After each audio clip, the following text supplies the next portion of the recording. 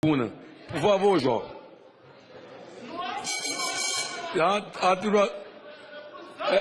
Espera só um pouquinho que tem orador na tribuna. Deputado Bonifácio de Andrade. Senhor presidente e senhores deputados, um tema tão rico, tão importante na nossa história, na nossa vida, como é indiscutivelmente a luta pela igualdade racial, tendo como ponto fundamental os negros no Brasil, os pretos no Brasil, de fato desperta grandes emoções, de fato desperta muitas discussões, de fato mostra muitas tendências e realmente revela que isso é muito importante para a comunidade brasileira. Daí é que há esse debate às vezes apaixonado, mas faz parte da importância desse tema.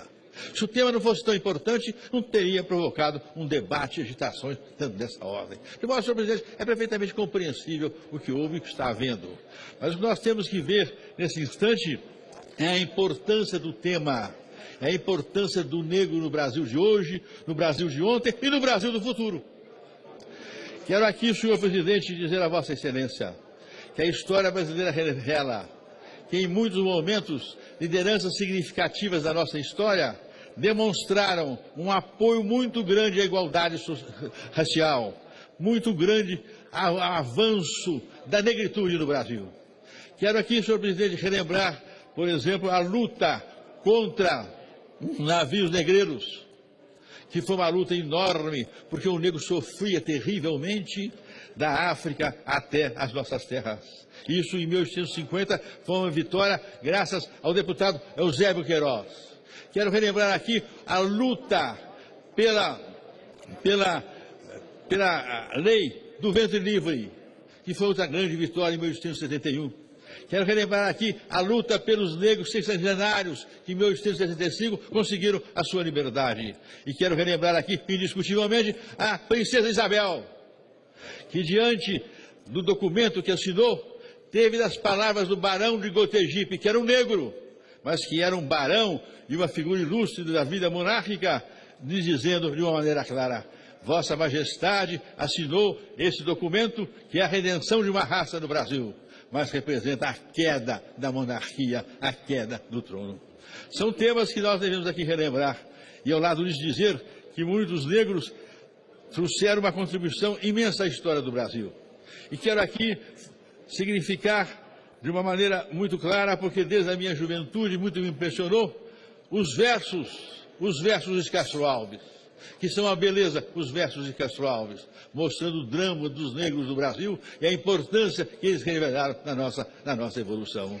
Quero relembrar aqui, senhor presidente, Joaquim Nabuco, José Bonifácio Moço, e lembrar também, indiscutível, outros líderes que participaram ativamente em favor da igualdade racial.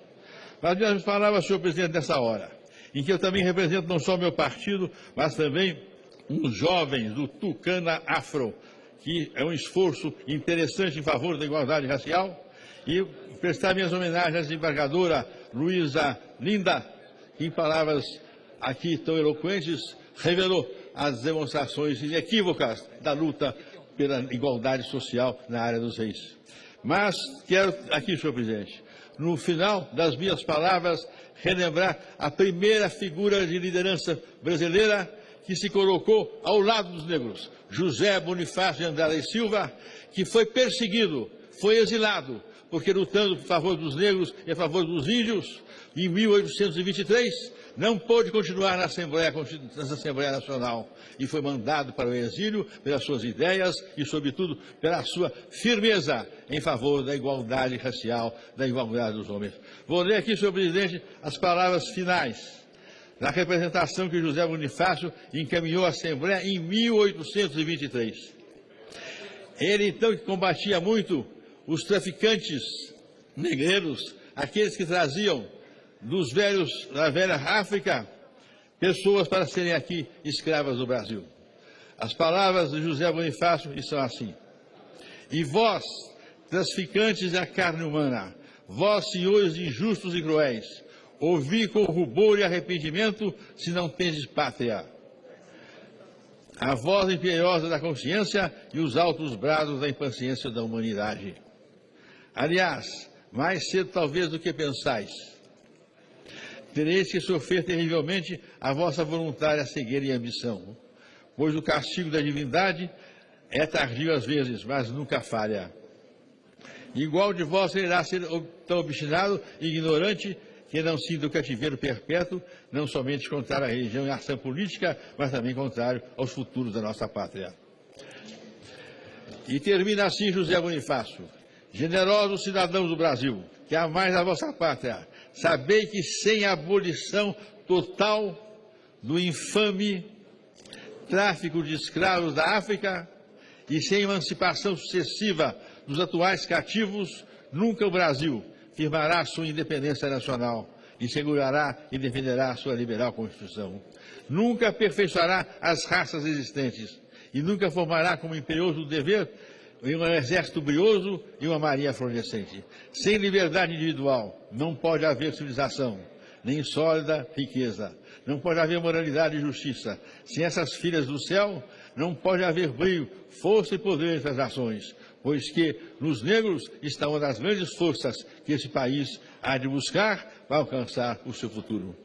Essas palavras, senhor presidente, de José Bonifácio, em 1823, revelam que desde o início da vida deste país, a luta contra a desigualdade social, a luta contra o racismo, constitui por parte de alguns homens públicos uma das mais efervescentes teses nas suas campanhas, nos seus posicionamentos e nos seus esforços de ação social.